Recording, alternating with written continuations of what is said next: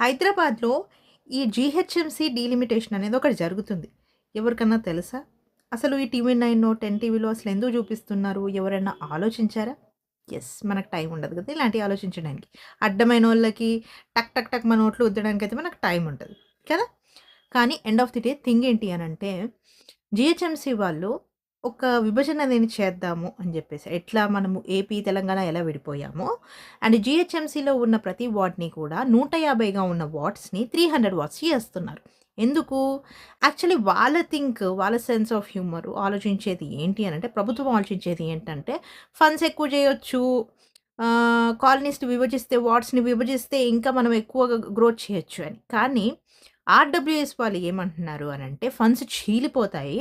అసలు జనాలకి రావాల్సిన రోడ్స్ కానీ, వాటర్ వసతులు కానీ, కరెంటుల వసతులు గానీ, ఇంకేదైనా మెడిసిన్సు, ఈ బస్తీ దవాఖానాలని ఇవన్నీ గూడా పక్కకి జరిగిపోతాయి అని జెప్పేసి వాళ్ళ బాధ. సో, దానికి గాను హైకోర్ట్ దాకా ఎళ్ళిపోయింది సిట్యుయేషను.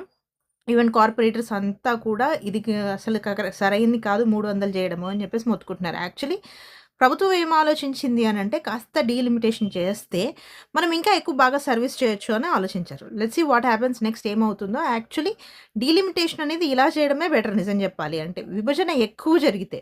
ఆల్రెడీ మన తెలంగాణ చూసుకుంటే ఇదొక ఖండంగా మారిపోయింది.